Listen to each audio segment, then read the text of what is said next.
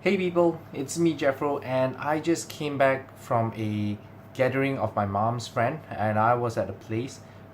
Tonight we had such meaningful conversations, and it triggered a lot of emotional talks. Now I know it's not your typical conversation to have over Chinese New Year, but my mom hasn't seen this friend for so many years. I probably think they lost touch for a good couple of decades. And then they got back together, power of social media and people, I would say. So we gathered at my mom's friend's place, and we had dinner, and then we moved on into chatting, catching up on old times. What struck me was one conversation that was regarding the past, and tonight I get to hear again, and I was reminded about my mom's struggle when I was much younger as a kid, that I don't remember all this happening. But I do have some recollection, and that's why it has been kind of emotional as well. I did try to keep myself together. Of course, that typical thing. So what happened to me, and I think one of the biggest talk that we had wasn't really explicitly mentioning about self-love, but it was talking mostly about that and how my mom struggled.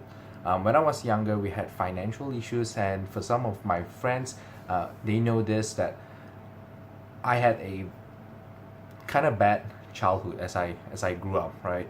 And I had an abusive dad, and my mom was taking care of us.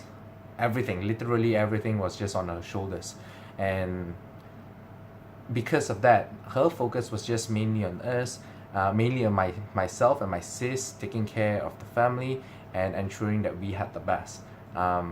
She never really did thought about herself. In this process, she just went morning, night to morning, only thinking about family, working absolutely hard on that. And when she lost her job, uh, a lot of things came down onto her. Uh, Obviously, it broke her badly because that was a source of income to take care of the family.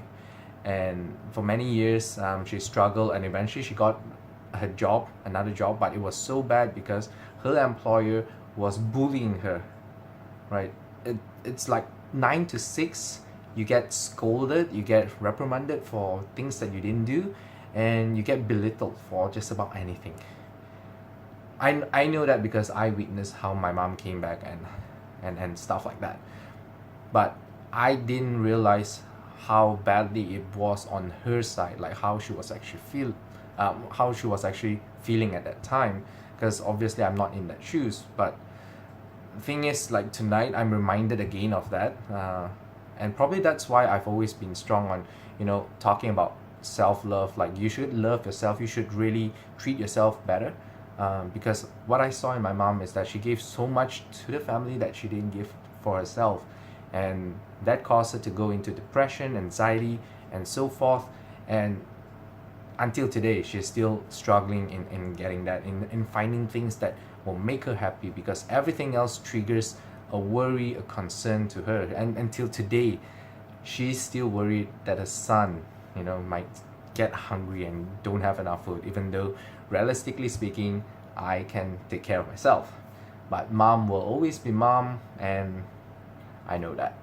Uh, I've not always been the best son, but tonight was something that really, it came onto me again. We really have to love ourselves a lot, and give ourselves the credit that we deserve. If we do good things, we should really remind ourselves of that. I mean, take note of that as well. My mom took care of us and grew me up, nurture me, cared for me into the man I am today, and for my sis, who she is today. And I think that's something to be proud of, right? But obviously, she isn't told that much, and me telling her that it's not gonna help that much. It's gonna be a bit, but you telling yourself, my mom needs to tell herself, and I recognize that we don't tell ourselves that. And I gone through that phase as well, as I've passed through school and universities and into the work.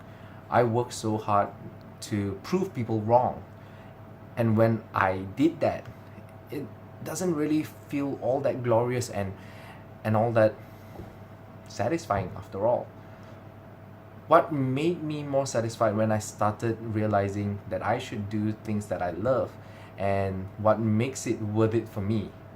Now it might sound cliche, do something that you love so that you feel self-loved, but that's really all that matters, right? You make something that you feel satisfied.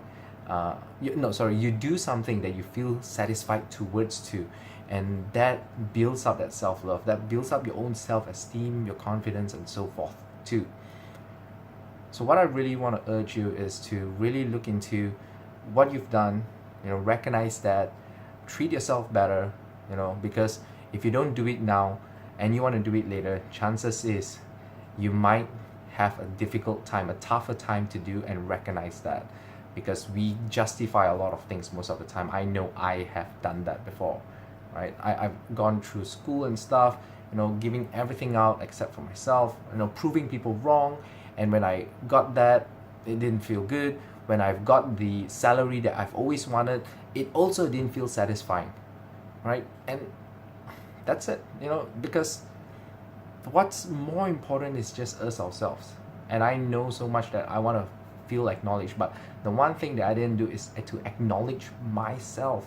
I was waiting for people to acknowledge me, but I haven't even acknowledged myself. That's the first step.